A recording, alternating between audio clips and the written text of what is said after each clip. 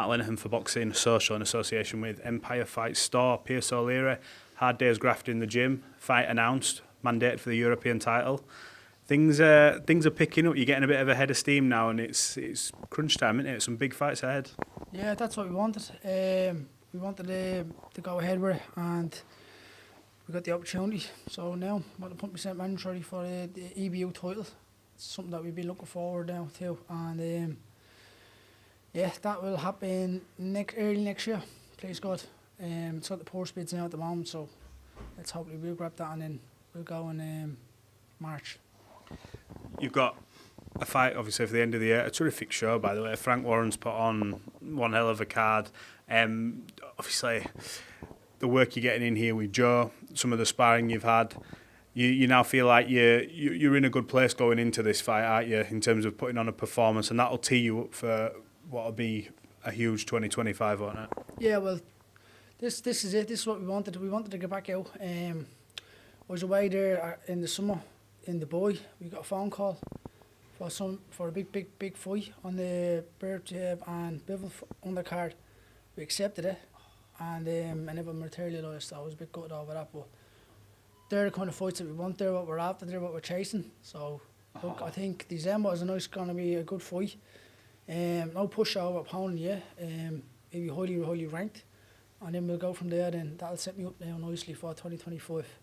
What happens when you get news like that? Obviously, I think I'm right in saying that when you hear Beterbiev, Bivol, especially for the hardcores, some of the best fight in boxing to be made probably. When you think you're getting on that undercard and you're like buzzing, big show, and then it falls through. How did you deal with that kind of thing? Because is that a frustration, or is it a case of on to the next kind of thing?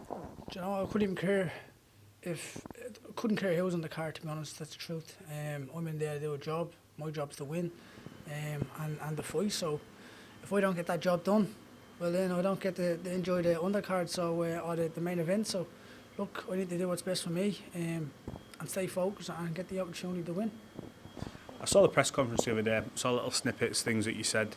When all these other fighters are getting mentioned and thinking, do you think people are tiptoeing around you? Do you think people from the outside, not necessarily fighters, but whether it be managers, promoters, they look and go, Pierce O'Leary, we know the danger he brings. You hear everybody else's name sort of get brought up, and you referenced it. Do you feel like people are going to be trying to actively avoid maybe getting that fight with you? 100%. I could give a fuck. They're the fights I'm after. If they have the titles that I'm after, well then that's who I'm going. And that's who I'm going to start calling out as well. So look, they can't hide forever. And they're the fights that I want. And I'm going to keep on pushing on and make myself mandatory for every position that is possible. And yeah, I'd say I'm a big threat for everyone. High risk, low reward, obviously, but that's probably one of the reasons why. But once you get into that position, as I said yesterday at the press conference, getting yourself into the top 3, getting mandatory, they can't avoid you then. I was just about to say, with this, you said low reward, but like you signed with Frank Warren, you're not this prospect anymore. People are unaware of. We very much know what you're doing, but the other way to avoid that is you force everyone into a corner where they either have to take it or vacate or say we don't want that fight kind of thing. Is that sort of your goal, to make sure that everybody's in a position where there can't be an excuse of we don't want this fight, because you're slowly closing the gap and closing people in terms of your rankings and positionings? Yeah, well, look, all I've got to do is just keep showing up every day in the gym, keep on working hard. I let my team do that, Joe, Jamie Connon, and Dick, and then obviously with Queensberry being a promoter, they've got to deal with it. So all I've got to do is just keep showing up, and it's as simple as that. You're working very hard, and I know you're obviously doing it away from your family. Luckily for you, I know it's like half an hour flight, I think, maybe a little bit more, depending on whereabouts you're going. It's 20 minutes. 20 minutes, okay. I'm just judging it. Mine were like half hour to Belfast every week, but yeah. So, in terms of your family, I know how much you'd relish a chance to fight at home. You've spoke about it before, and maybe fight in Dublin and really putting on a show. Have you had talks to sort of maybe work towards that? I know the Conlons are doing big things over there now as well, helping guide your career alongside Queensberry. Have you had talks to potentially give you a bit of a homecoming? Because I think you do an unbelievable crowd over there. 10,000 12,000 seaters, 3 arena, no problem. You do 10? Easily. The right fights, 100%, absolutely. Look, that's all we've got to do. I'd love a homecoming. I haven't got one yet. Everyone else has got one. I've been in tough fights. I never ducked anyone before for titles. I believe I deserve it. I believe I deserve to go home to the Tri Arena and fight there. And when a promoter brings me back there, or any Queensberry or the team, anyone that brings me back there, they're going to open up their eyes and just going to say, wow, what we've been missing out on. And that will be me home there from now on to be fight there. That's the dream. You want to make that your fortress, don't you? That will be the goal. You look at Mike Conlon, you'll see him up in the SSA Arena three times a year, 15,000 seaters sold out. That could be easily me. But it just hasn't been done yet.